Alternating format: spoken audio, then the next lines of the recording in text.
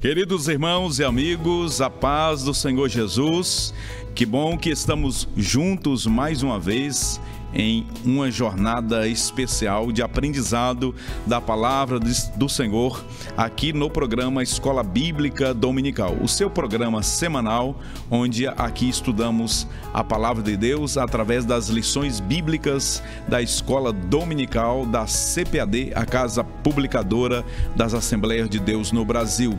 No programa de hoje iremos estudar a lição de número 7, as naturezas humana e divina de Jesus. Vamos para o texto áureo, a verdade prática, a leitura bíblica em classe e também os objetivos da lição de hoje. O texto áureo da lição de hoje, que será estudada presencialmente no dia 16 de fevereiro de 2025, diz o seguinte: dos quais são os pais, e dos quais é Cristo, segundo a carne, o qual é sobre todos, Deus bendito eternamente. Amém. Romanos, capítulo 9, versículo 5. A verdade prática assim nos diz: Jesus é o eterno e verdadeiro Deus, ao mesmo tempo o verdadeiro homem. A leitura bíblica em classe encontra-se em dois livros do Novo Testamento. O primeiro livro, Romanos capítulo 1, versículo 1 ao 4. A segunda leitura está na carta de Paulo aos Filipenses, capítulo 2, versículo 5 ao versículo 11. Acompanhe a leitura na sua tela. Romanos capítulo 1.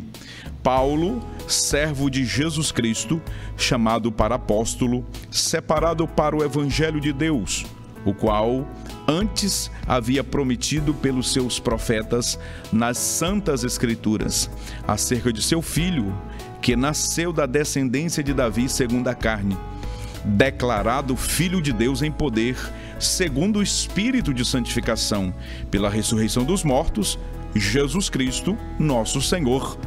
Filipenses capítulo 2, a partir do versículo 5.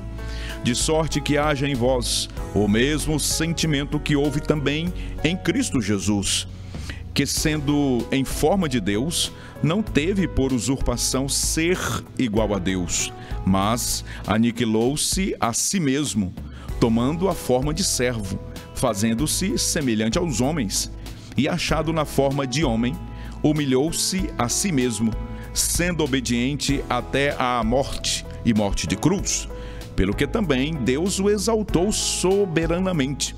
Ele deu um nome que é sobre todo o nome, para que ao nome de Jesus se dobre todo o joelho dos que estão nos céus e na terra e debaixo da terra, e toda língua confesse que Jesus Cristo é o Senhor, para a glória de Deus Pai.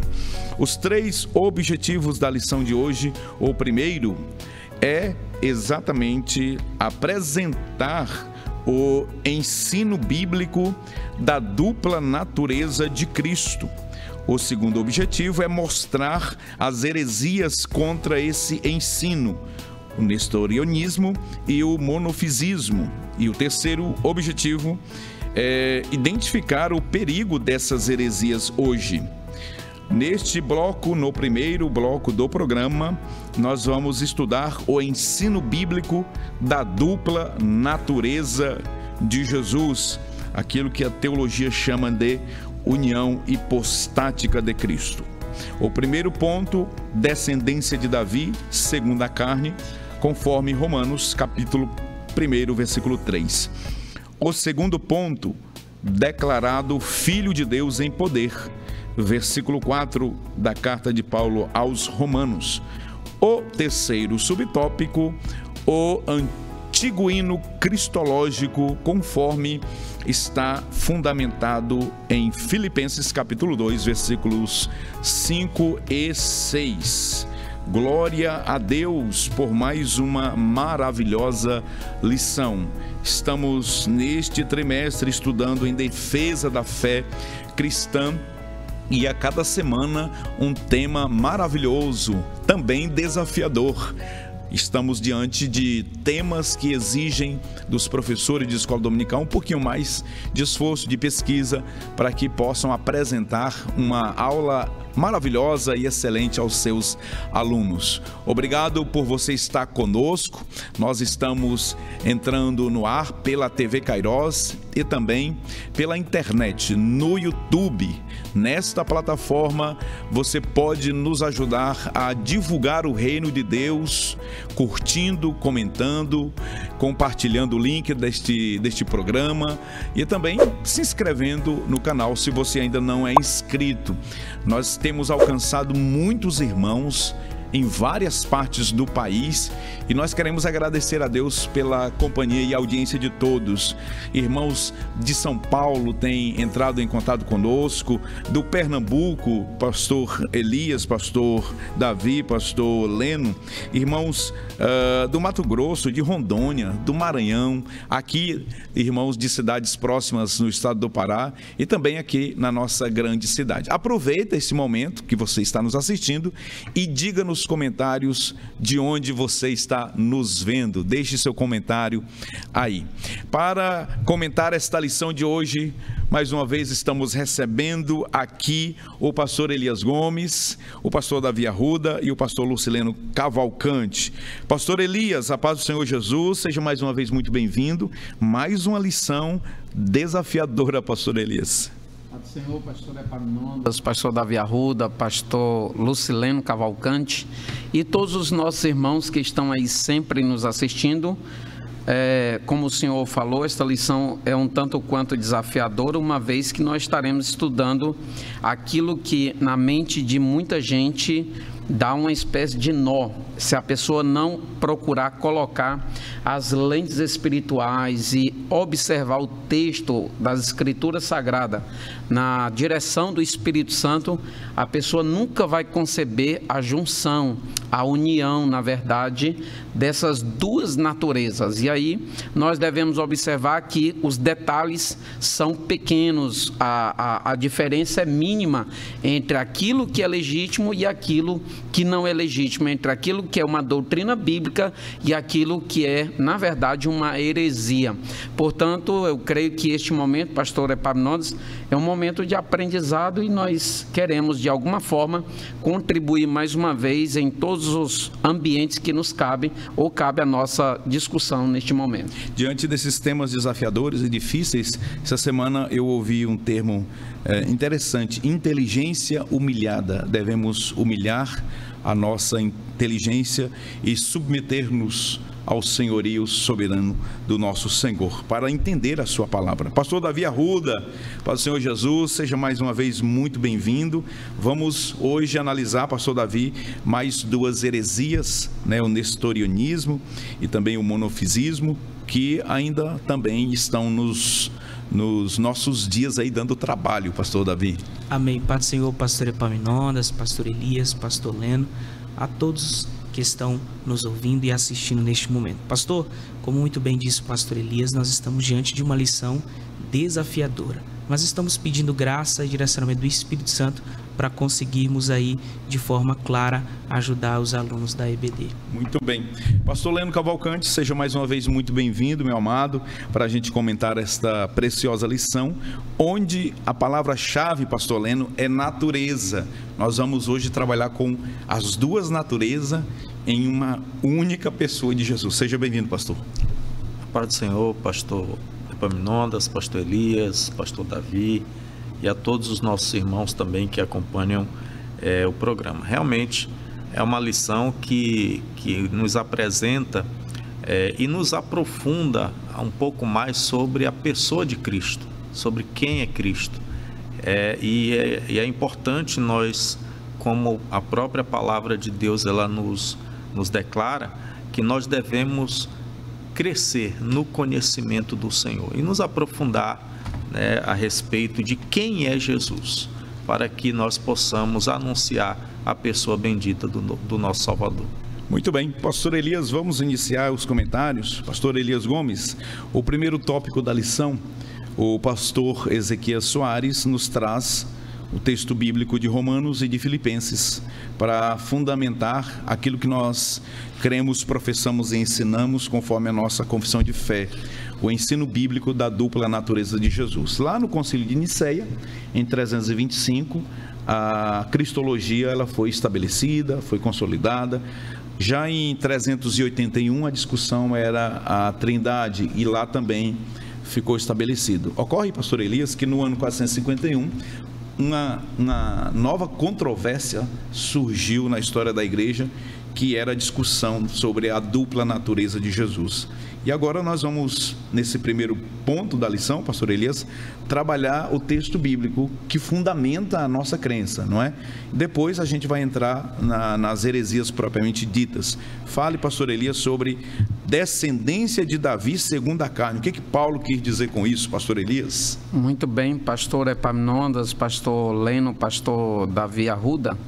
Nós percebemos que a teologia é algo, ela exerce um papel fundamental para que nós compreendamos aquilo em que nós cremos, aquilo que nós pregamos, aquilo que nós professamos. Porque imagine nós estarmos inseridos numa milícia espiritual, estarmos compondo ou constituindo um exército do qual nós não temos conhecimento, tampouco conhecimento sobre aquele que é o nosso comandante. Então, conhecer a Cristo é fundamental. E nesse desenrolar da cristologia, nós falamos aqui em lições passadas que fundamentalmente nos 4 primeiros séculos, isso foi até o 5º século, mas em especial até no 4º século ali foi mais digamos que as heresias ou os movimentos heréticos contra a doutrina de Cristo, contra a cristologia, foi muito forte, e por isso é que houve a necessidade de se debruçar com relação à pessoa de Cristo. E nós vemos aqui que há um conjunto, ou digamos que inúmeras possibilidades de se interpretar erroneamente as Escrituras. Nós temos visto aqui movimentos ao longo desses dias, movimentos que acreditam que é só um Deus, mas ao mesmo tempo esse Deus consiste em apenas uma pessoa. Outros dizem não, são 3 deuses distintos, separados, e são 3 pessoas. E existem inúmeras possibilidades, e nós estamos vendo aqui possibilidades heréticas que nós estamos falando, porque isso tudo se dá a partir de uma interpretação errada, né? Uma interpretação não condizente com a interpretação correta. E nós vemos, pastor Epaminondas, na lição de hoje, que uma das possibilidades foi de querer fazer de Cristo 2 pessoas e ao mesmo tempo fazer de Cristo como que tendo ou possuindo apenas uma natureza híbrida. E tanto uma quanto a outra doutrina herética, nesta lição ela vai ser combatida. É muito amplo assim a forma como a forma como a Bíblia nos apresenta a existência da natureza de Cristo humano e da natureza de Cristo divino, ou seja, a natureza divina enquanto Deus e a natureza humana enquanto homem. E esta lição, ela não aponta que Cristo tinha 50% de uma natureza humana e 50% de uma natureza divina, não. Ela diz que Cristo tinha claramente 2 naturezas, conforme nos apresenta os textos sagrados, a partir de Romanos, capítulo de número 1, versículo de número 3, nós vemos o quanto isso é muito claro, acerca de seu filho que nasceu da descendência de Davi segundo a carne. Então, isto aqui, segundo a carne, e essa carne aqui, não é uma representação pecaminosa. Está se falando do corpo, está se falando do aspecto literal, para nos demonstrar que Jesus, ele foi 100% homem, constituído de alma, corpo e espírito, aquele conjunto de elementos nós chamamos de tricotomia humana. Jesus tinha o pneusto, tinha o espírito, tinha o fôlego, Jesus tinha alma e Jesus também tinha corpo. E nós vemos aqui que ele também foi Deus, 100% tinha essa natureza, essa índole divina, estava também em Cristo ali.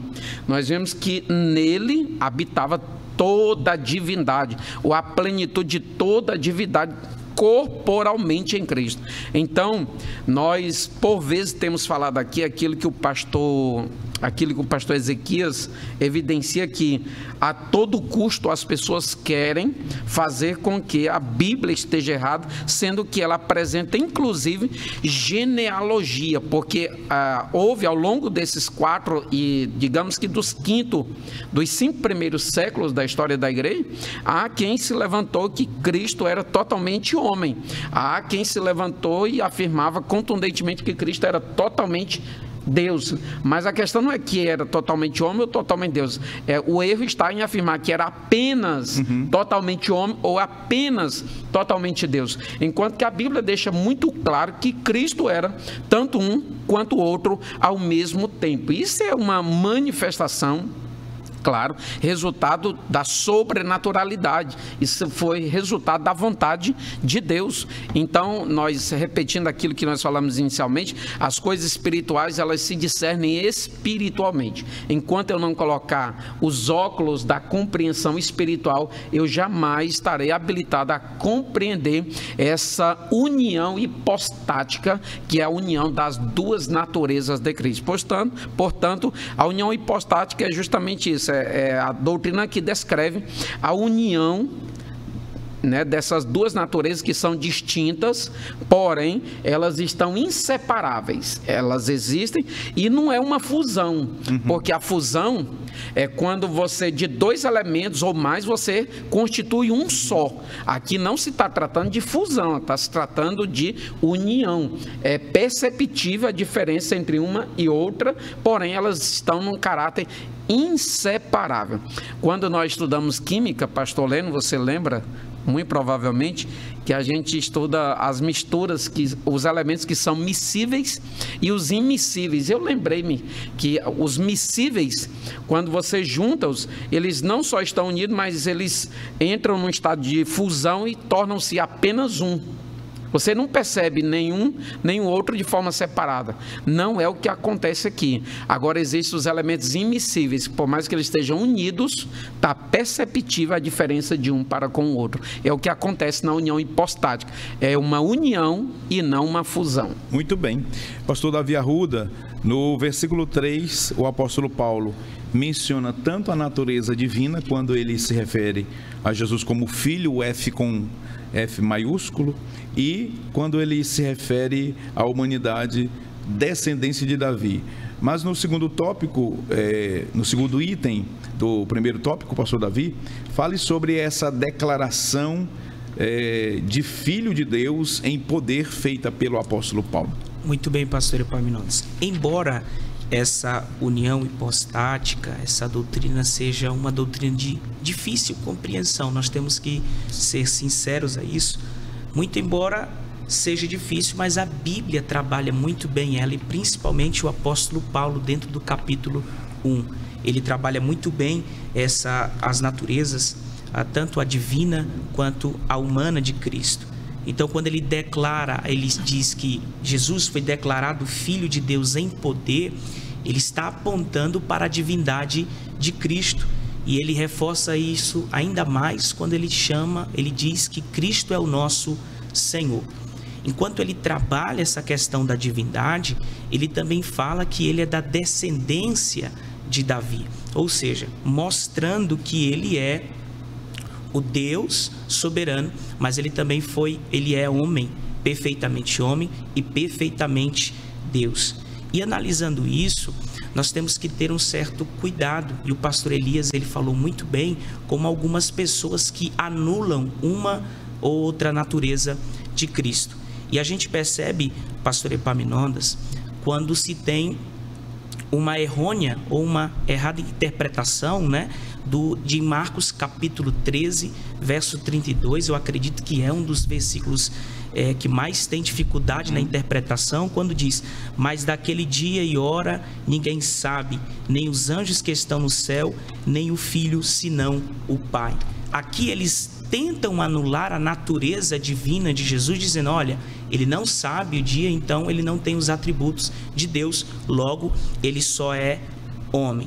Mas as expressões ditas por ele, que mostram limitações, eles estão ligados à natureza humana. Mas isso não quer dizer que a natureza divina também não está ali. Na página 129 da nossa Teologia Sistemática Pentecostal, o escritor ele diz: quando ele se expressa nem o Filho, ele expressou ali a sua humilhação e o seu esvaziamento, ou seja, está ali a natureza divina, porém o que é manifestado somente a natureza humana, porque Cristo diz isso como homem, porque ele não se valeu ali naquele momento dos seus atributos divinos. Muito bem. Pastor Lucileno Cavalcante, uma grande controvérsia, grande problema teológico tem se criado em torno da dupla natureza de Jesus, pelo fato de que eles questionam como pode Deus tornar-se homem sendo Deus ou sem deixar de ser Deus. Mas nos parece que o apóstolo Paulo, escrevendo aos Filipenses, resolve com maestria essa questão, pastor Leno. Concorda com isso? Com certeza, pastor Epaminondas. Esse texto que o apóstolo Paulo escreve aos Filipenses, e eu gosto sempre de enfatizar, inspirado pelo Espírito Santo de Deus, né? O apóstolo Paulo, ele torna bem clara essa manifestação das duas naturezas de Cristo numa só pessoa. Aqui nós temos isso que o pastor Ezequias ele chama aqui de um hino cristológico, né?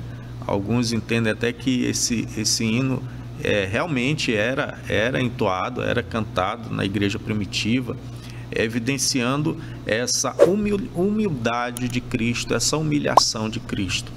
E no texto de Filipenses, no capítulo 2, onde Paulo ele começa tratando exatamente da questão da humildade entre os cristãos, mas chamando a atenção dos cristãos para a humildade que teve Cristo, que ele sendo, e aí o texto usa esse termo, sendo em forma de Deus, né? Ou seja, o Senhor Jesus ele estava desde de que existem, ou desde a eternidade, perfeitamente na forma de Deus.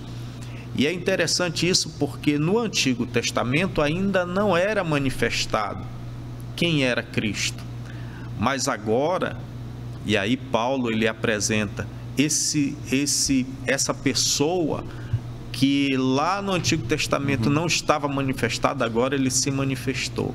Mas ele, mesmo sendo em forma de Deus, ele não usou, ele não se utilizou das suas prerrogativas como Deus para exercer aqui o seu ministério terreno.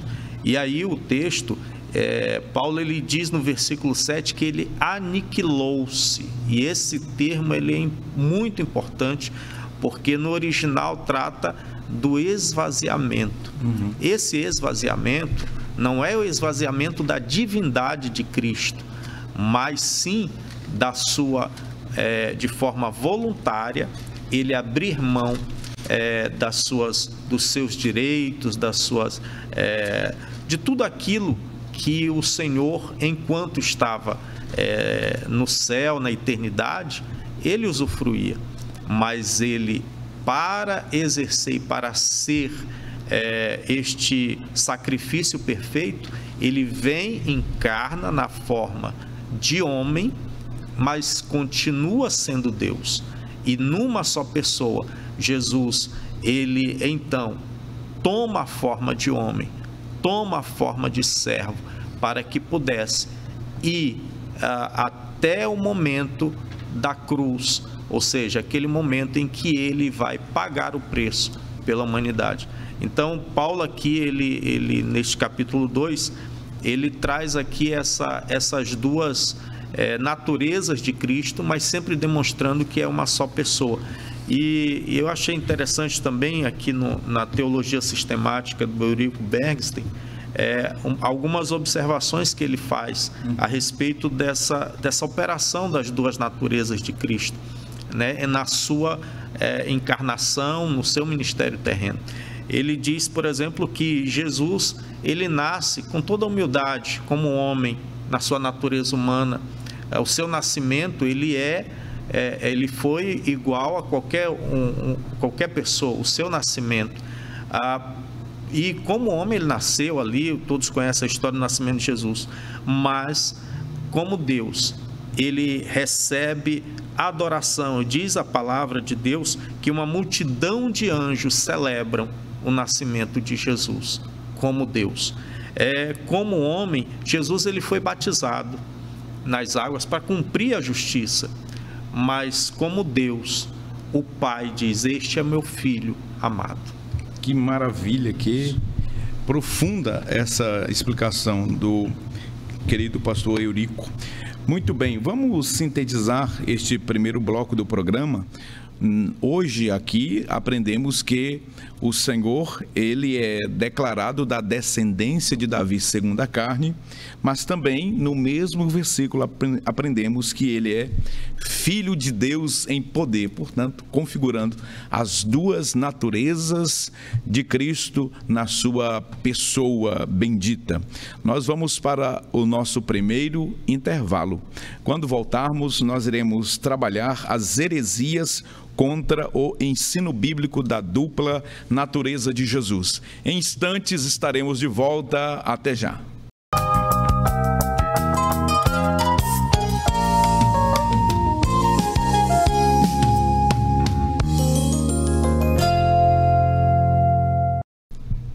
Voltamos para o segundo bloco do programa Escola Bíblica Dominical.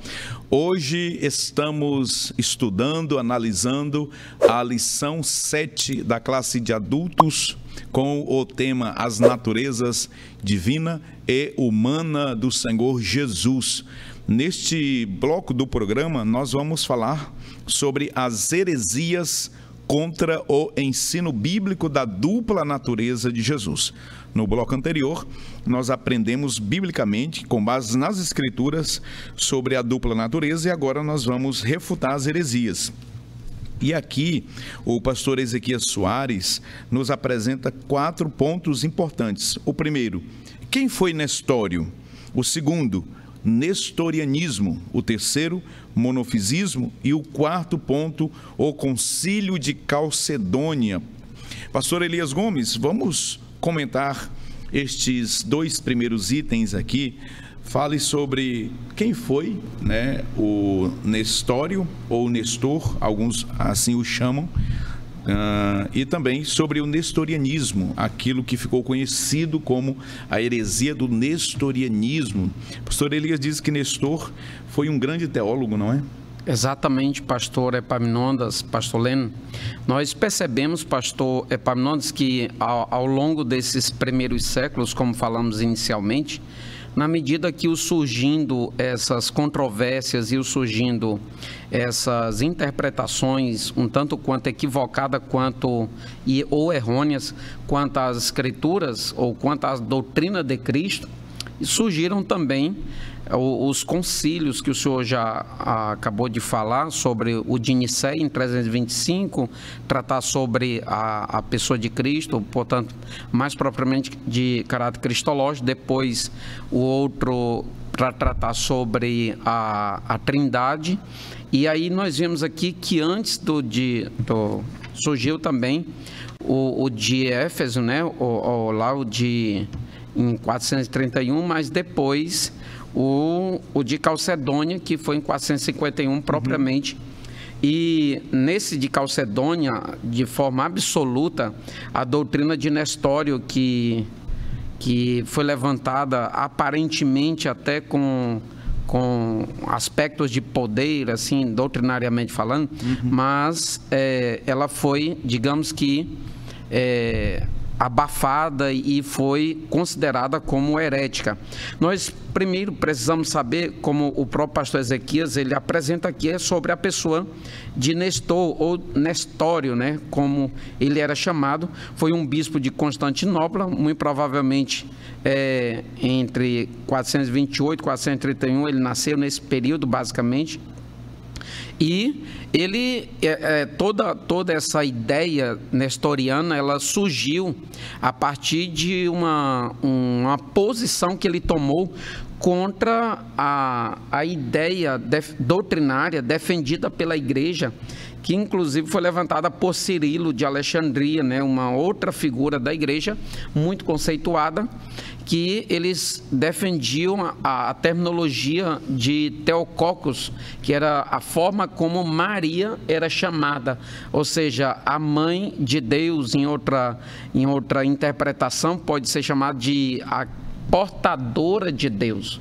Então ele disse que ninguém, como alguém sendo humano, propriamente pode ser chamada de mãe de Deus, um ente divino. Então ele tomou uma posição contrária e disse que, no máximo, ele sugeriu que fosse adotado o termo Christokokos, né, que é portadora de Jesus ou portadora de Cristo. E o que nós percebemos é que, ao longo dessas discussões, muitas das vezes uma pessoa, ela se levantava refutando uma heresia, às vezes surgia uma outra heresia, e aí é onde mora um determinado perigo. Eu querer combater uma heresia e a partir daí eu levanto ou construo uma outra heresia. E nesse aspecto, de alguma forma, ele tentava combater o arianismo, mas ele deu uma ênfase, digamos que talvez a mariolatria, porque nesse conjunto de manifestações doutrinárias erradas também, nós podemos dizer que a principal linha de defesa do nestorianismo, aquilo que ele mais evidenciava, era a ideia de que Cristo tinha, sim, duas naturezas, mas, ao mesmo tempo, Cristo era necessariamente duas pessoas distintas. Nós já vimos aqui, falamos de números de possibilidades que se podem ter. Nós vimos aqui que tem os triteístas, os unicistas, os unitaristas, e, enfim, tem uma série de possibilidades. Agora, só com relação à pessoa de Cristo, também tem outras possibilidades. E essa é uma das possibilidades errôneas, onde Nestor defendia a ideia de que, por mais que há quem diga historicamente que Nestor, na verdade, não tinha essa intenção, mas uma vez que ele iniciou a discussão doutrinária, acabou que a responsabilidade ficando sobre o seu nome. E aí ele separou, ele quis necessariamente afirmar que Cristo tinha, ou era, na verdade, duas pessoas. Até concordava que Cristo tinha duas naturezas, mas na verdade eram duas pessoas. E nós, pelas Escrituras, afirmamos, e nós, digamos que pregamos isso, que Cristo era uma pessoa, mas Cristo tinha duas naturezas. Portanto, Cristo não eram duas naturezas em duas pessoas, era apenas uma pessoa. E isso é muito sério quando nós falamos sobre o nestorianismo, pastor Epaminondas, porque se dá a ideia de nós criarmos um quarteto divino e não mais apenas uma triunidade. Na medida que Nestor evidenciava a existência de duas pessoas de Cristo, aí acaba que extrapolando, digamos, a compreensão bíblica no que diz respeito a três pessoas, ou seja, um só Deus subsistindo em três pessoas distintas. Muito bem.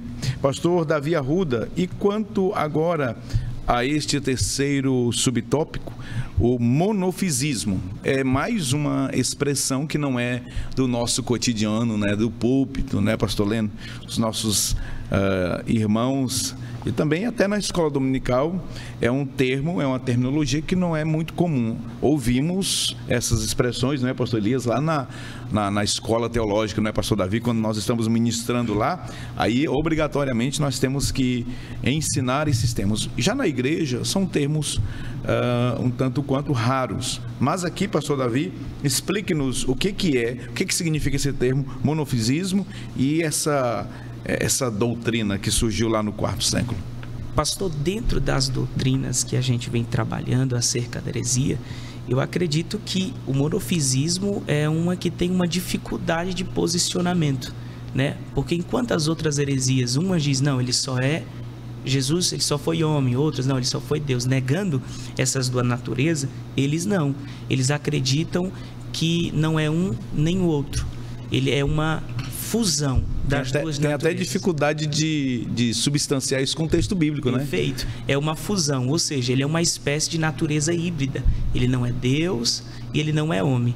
Isso é difícil de se sustentar na Bíblia Sagrada, porque como a gente já vem trabalhando aqui nessa aula, a Bíblia Sagrada, pastor Elias, pastor Leno, ela trabalha muito bem a diferença dessas naturezas, mostrando para nós que Jesus Cristo é perfeitamente homem e perfeitamente Deus. Então, enquanto eles querem trazer esta ideia de que ele era uma fusão, não era nada definido, a Bíblia faz cair por terra, porque, como muito bem já foi falado, não há sustentação bíblica, pastor Epaminondas, para esta ideia. Muito bem. Pastor Leno Cavalcante, nós já falamos aqui, pastor Elias já reforçou os concílios que aconteceram antes do concílio de Calcedônia em 451. O primeiro lá em 325 de Niceia, a Cristologia, 381 em Constantinopla, a Trindade, e agora mais um concílio para debater essa controvérsia que surgiu a partir de Nestório e do Eutico, né? Com essa heresia que o pastor Davi Arruda sintetizou muito bem e muito difícil realmente, porque o nestorianismo até eles encontram passagens bíblicas, o arianismo ainda encontra alguma passagem bíblica, né? O que mais, pastor Elias? As outras heresias até, mas o monofisismo, difícil. Qual é o texto bíblico que eles têm para apresentar, não é? Daí, pastor Leno, diante de toda essa controvérsia, a necessidade de mais um concílio, né, de mais uma convenção, de mais um colóquio para se debater esse assunto, porque caso contrário, a ortodoxia da igreja estava ali ameaçada, não era, pastor Leno?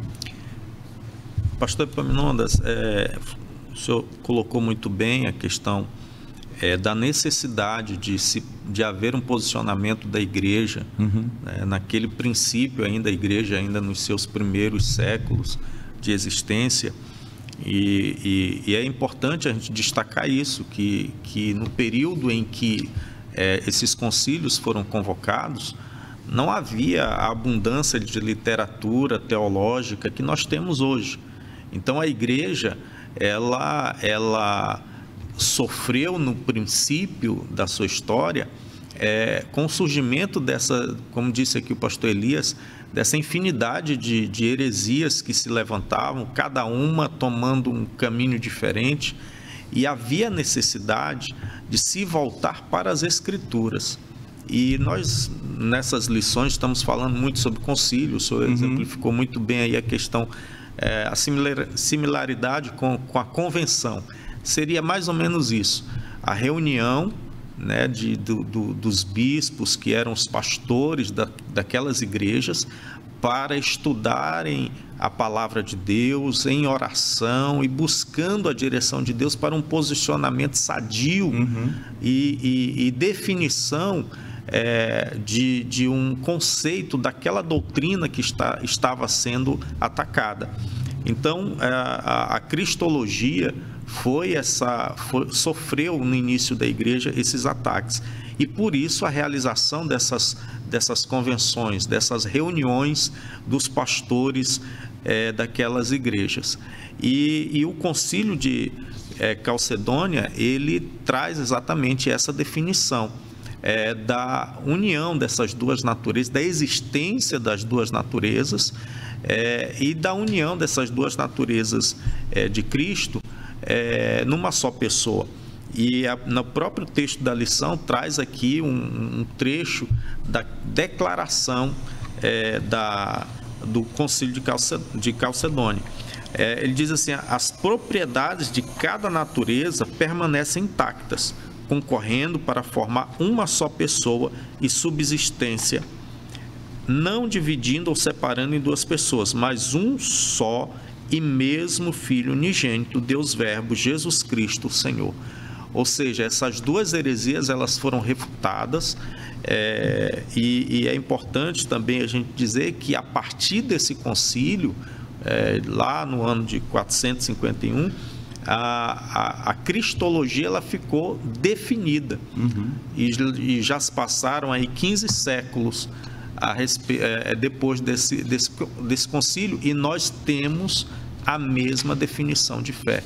O pastor Epaminondas está aí com a nossa declaração de fé, e é importante nós enfatizarmos a importância dessa declaração de fé para nós, da nossa igreja, porque aí há uma definição exata daquilo que nós cremos, com fundamentos, com versículos, fundamentado na palavra.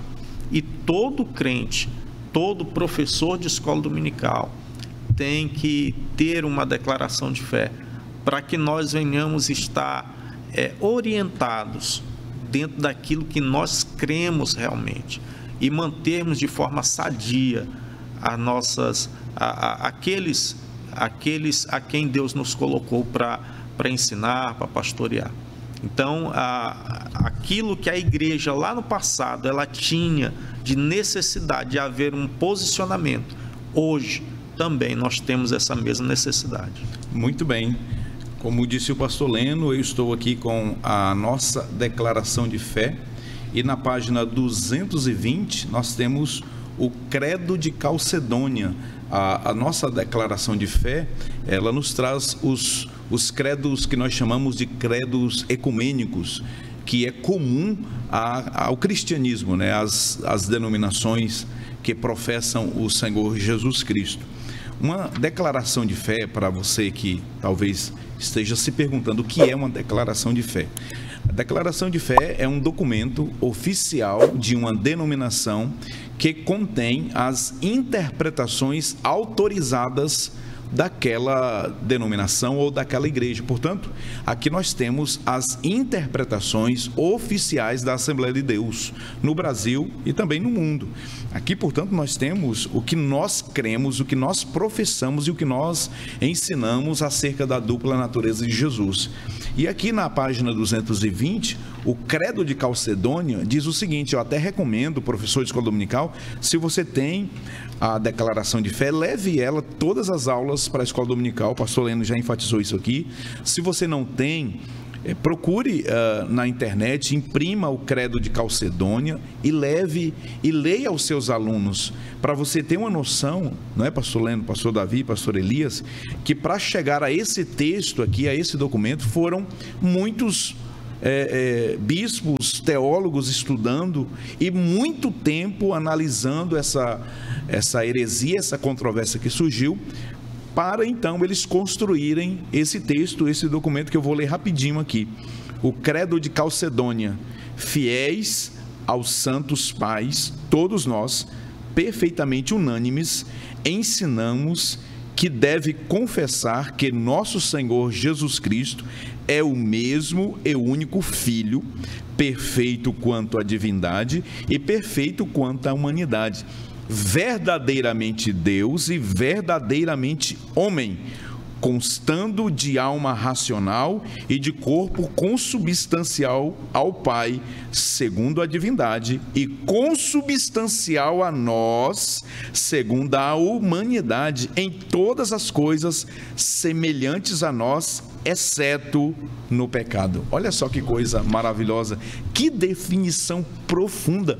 E, pastor Elias, nós estamos aí há 1500 anos com esse concílio com esse credo inalterado. Até hoje é a base da nossa fé, pastor Davi, em relação à dupla natureza de Jesus. Que bênção! Nós vamos para mais um intervalo comercial. Não saia daí, você sabe que o intervalo é muito rápido, é rapidinho. Voltaremos daqui a pouquinho, onde nós vamos falar sobre o perigo dessas heresias na atualidade. O nestorianismo, o monofisismo ainda está em vigor nos nossos dias? Veremos isso após o intervalo. Até já.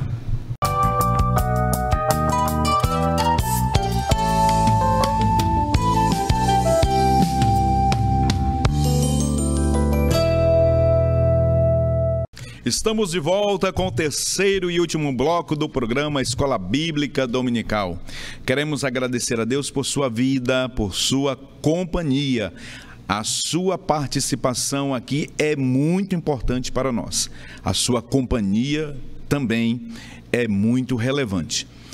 Nós queremos agora falar sobre o perigo dessas heresias que estudamos no segundo tópico, que essas heresias elas estão aí ameaçando ainda a ortodoxia na atualidade. E aqui 3 subtópicos serão trabalhados. O primeiro, os atuais monofisistas, e também o quenoticismo, e por fim, mariolatria. Esses 3 assuntos serão discutidos agora aqui na mesa com os nossos comentaristas.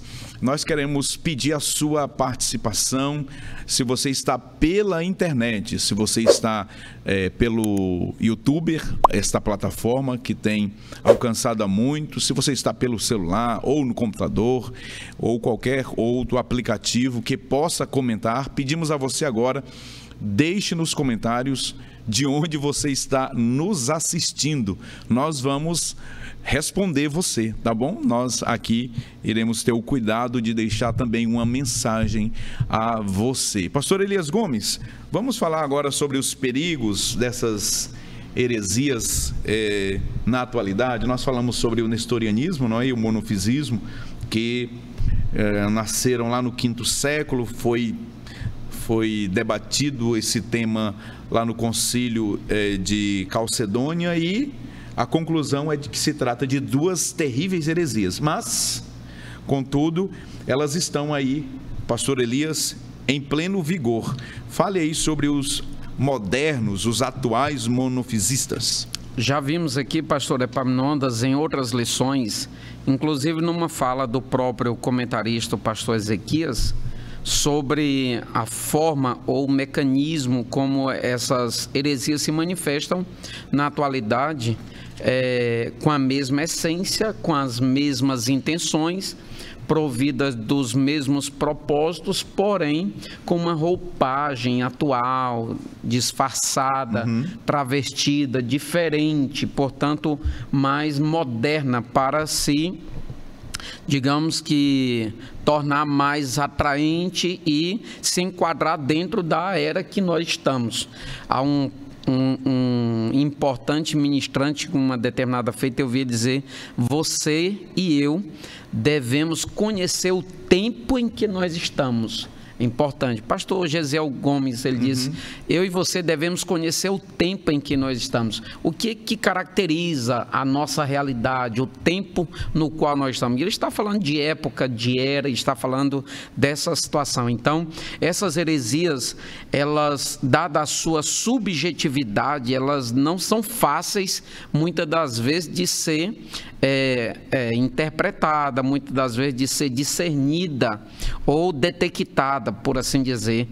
E uma das formas, eu diria, que de nós entendermos ou compreendermos a existência de determinadas heresias, e quando elas são sutis ainda mais, no caso dos monofisistas, que há aqueles que utilizam o monofisismo querendo fazer das 2 naturezas uma apenas, como já foi explicado pelo pastor Davi, uma natureza híbrida, resultado de uma fusão, que na verdade não é isso que a Bíblia diz. Então é você conhecer a doutrina legítima, você conhecer a verdade, nós devemos nos apropriar da real e da legítima interpretação, aquilo que o senhor chamou de interpretação oficial, aquele entendimento correto das Escrituras.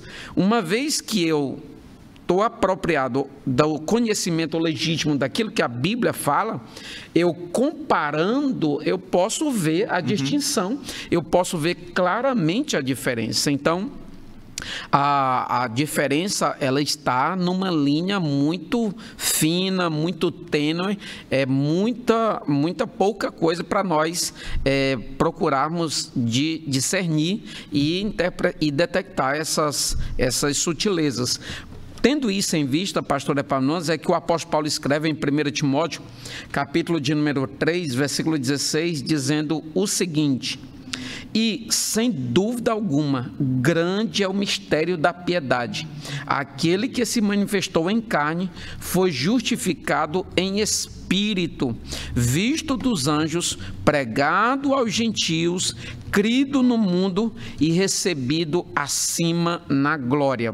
Nós vemos aqui que nessa época, na época aqui do 5º século, entrando aí no 6º século, houve um monge, digamos que sírio, ele chamado Jacob Baradeus, ele tinha os seus adeptos, ele tinha um conjunto de pessoas que seguiam ali, e ele era movido por essa ideia do monofisismo, essa heresia que queria fazer das duas naturezas de Cristo uma apenas, e inclusive se levantou contundentemente as conclusões doutrinárias realizada lá no Concílio de Calcedônia, em 451.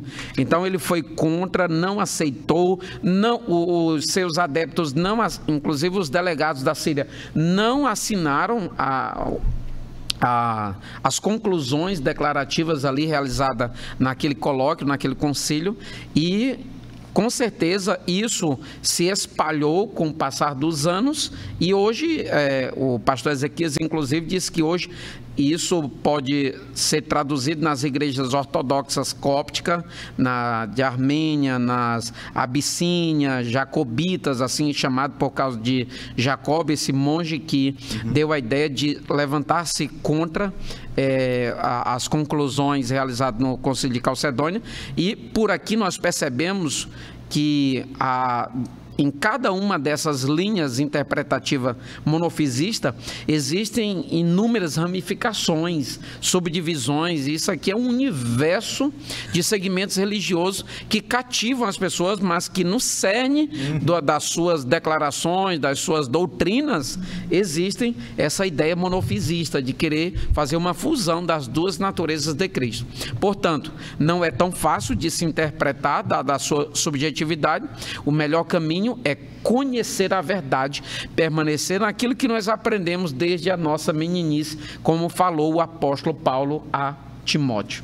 Muito bem. Pastor Davi Arruda, o segundo item, o segundo ponto desse último tópico da lição, trabalha o quenoticismo, que é uma heresia gravíssima também, que na atualidade tem muitos adeptos, muitas pessoas. Incrivelmente, pastor Elias, a gente se depara ou nas redes sociais ou mesmo na nossa realidade local, pessoas que defendem esse posicionamento por uma interpretação, mais uma vez, pastor Davi, totalmente errada e equivocada de Filipenses capítulo 2, versículo 7. Trabalhe esse texto para nós, por favor.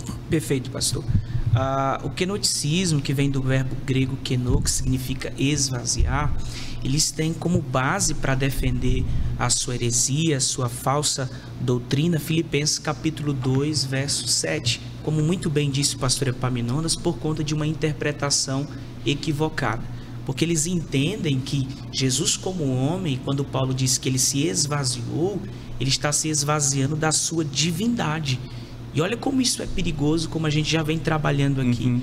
Porque esta heresia, ela vem com uma roupagem que engana, porque tem um texto bíblico. Parece lógico, né? Aos olhos humanos. Sim, parece lógico. Porque ela está esvaziada. Não, então se ele se esvaziou, foi da sua divindade. E não, em maneira alguma Paulo está dizendo que Cristo se esvaziou da sua divindade. O que nós entendemos é que Cristo, esse esvaziamento de Cristo, foi o esvaziamento dos seus direitos, da glória que ele merecia, ainda que de forma, esse esvaziamento ainda que de forma temporária. Então, quando ele diz que Jesus se esvaziou da sua divindade, ele está colocando Jesus com uma categoria abaixo de Deus. E a Bíblia de forma alguma admite isso, porque a Bíblia trabalha Jesus perdoando pecados, recebendo adoração, tendo poder sobre a natureza, atributos esses que só são direcionados a Deus. Então, mais uma vez, a gente já trabalhou isso em outras lições, mas uma vez que se nega a divindade de Cristo, se põe em xeque aí o seu sacrifício. Então, se ele não é Deus, logo o seu sacrifício não tem poder salvífico. Muito bem, um dos argumentos, pastor Davi, que eles usam é o seguinte: mostra-me no Novo Testamento, especialmente nos Evangelhos, Jesus, por exemplo, manifestando a onipresença. Olha o argumento deles. Só que o texto de Filipenses responde exatamente essa questão. Sendo Deus, não é, pastor Davi, não usurpou o ser igual a Deus, assumiu a forma de servo, foi obediente até a morte e morte de cruz. Ou seja, ele se autolimitou.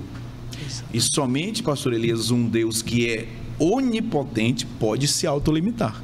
Somente ele tem essa capacidade de, corporalmente, habitando a plenitude da divindade, ainda assim, ele não usar aquilo que o pastor Heleno usou o termo, né? Prerrogativas da divindade, enquanto esteve aqui 33 anos, limitado por conta da humanidade aqui na Terra. Não é isso, pastor Davi e pastor Leno? Verdade, pastor Epaminondas. É interessante que na vida de Jesus, no seu ministério terreno, existem várias experiências em que é evidenciado ele sim como homem, mas também como Deus. Um grande exemplo disso é quando Jesus estava no barco, cansado, ele foi dormir. Ele, cansado, como homem, foi dormir. E os discípulos, quando foram acordar, Jesus nos socorre, Jesus, ele se ergue e fala com o vento, fala com o mar: aquieta-te. E tudo se fez bonança. Como Deus, a autoridade dele era a mesma. Pastor Davi, tem aquele texto lá de Marcos 2, que depois de aqueles 4 amigos, né, abrirem o telhado, aquele moço foi curado.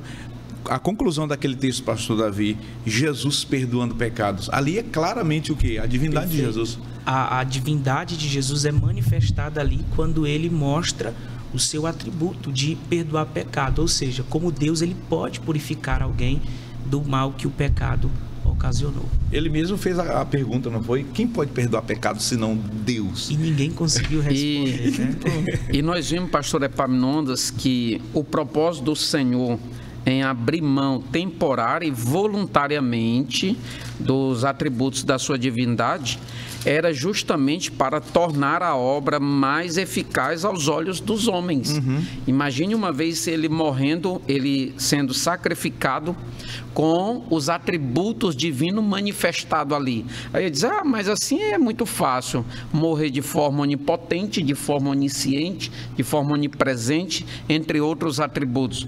Então ele abriu mão disso temporária e voluntariamente, justamente para fazer aquilo que está escrito lá no versículo de número 4 de João, o evangelho cristológico, que foi inclusive inspirado por Deus para apresentar essa manifestação da divindade de Cristo. Ele diz assim: eu glorifiquei-te na terra, tendo consumado a obra que me deste a fazer. Aí no versículo 5 ele diz assim: e agora glorifica-me tu, ó Pai, tu de ti mesmo, com aquela glória que tinha contigo antes que o mundo existisse. Olha só, nós já vimos aqui por antemão a existência da divindade do próprio Cristo, e ao mesmo tempo ele abrindo mão desses aspectos em consonância, ou aliás, digamos que coadunado com o texto de Filipenses capítulo 2, se abrindo mão dos atributo da divindade justamente para quê? Para realizar uma obra para a qual ele foi direcionado aqui na terra. Muito bem. Pastor Leno Cavalcante, vamos concluir essa lição. O pastor Ezequiel Soares dá uma pincelada aqui na mariolatria, né? Ele escreve um parágrafo para falar sobre essa heresia. Comente aí sobre esse tema, mariolatria. Muito bem, pastor Epaminondas. O pastor Ezequiel Soares, ele traz aqui essa nota, digamos assim, nessa lição a respeito da mariolatria, justamente porque foi um tema trabalhado pelo nestorianismo, né? Porque Nestor, ele combatia a expressão, como já foi dito aqui, a expressão mãe de Deus, a qual era designada Maria. Mas foi dada essa designação a Maria pelo Cirilo, bispo Cirilo, e foi recepcionado ali naquele tempo, mais para enfatizar a divindade de Cristo e não para exaltar Maria, né? Então, assim, como a heresia que se levantava era discutindo a divindade de Cristo, enquanto aqui no seu ministério terreno. Então, a igreja e os bispos naquele concílio, eles decidiram, então, dar o nome ou designar Maria como a mãe de Deus. Só que como até o pastor Elias já bem colocou aqui, essa mesma expressão, ela traz a ideia não simplesmente de alguém que exerce autoridade sobre Deus ou alguém que é antes de Deus por ser mãe de Deus, mas sim alguém que portava Deus, porque Cristo, Jesus, ao ser gerado no ventre de Maria, como nós já discutimos aqui, ele tinha as duas naturezas, a humana e a divina. Então, Maria, ela é designada então como aquela que portava Deus, né? Porém, essa expressão, a expressão mãe de Deus, ela foi melhor recepcionada, vamos dizer assim, porque era algo que tinha a sua popularidade. E com isso naquela época, e é importante, o pastor Ezequias até ele toca nesse assunto, ele diz assim, aquilo que é popular nem sempre representa a verdade, né? Então, assim, nem tudo aquilo, e isso serve para nós hoje, nem tudo aquilo que é popular vai servir de edificação para a igreja. E com isso se originou outras distorções que dão origem a essa heresia chamada mariolatria, que é a idolatria a Maria. E é importante dizer também que nós, como evangélicos, nós não queremos diminuir o papel de Maria. Maria exerceu um papel louvável dentro do plano de Deus, né? Dentro do plano da encarnação do Verbo. Então, Maria, ela realmente era uma mulher de Deus. E é interessante que quando o anjo vem para falar a Maria a respeito do nascimento do Messias, o anjo ele diz assim a Maria: eis que em teu ventre conceberás e darás à luz um filho, né?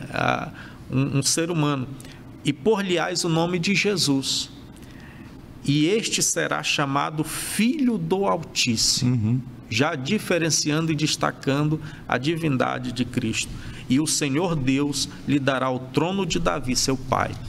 Quando o anjo comunica isso a Maria, mais na frente, no capítulo 1 do Evangelho segundo Lucas, Maria, ela faz lá, que é chamado Cântico de Maria, uma declaração que eu acho importantíssima, né? Nos versículos 46 e 47, diz assim: disse então Maria, a minha alma engrandece ao Senhor. E o versículo 47, o meu espírito se alegra em Deus, meu Salvador. Muito embora reconheçamos que Maria tenha sido esse instrumento de Deus, que foi único para através de Maria, o verbo nascer, encarnar e viver entre os homens e oferecer o seu sacrifício na cruz do Calvário. Porém, Maria mesmo, ela reconhece que ela precisava desse Salvador.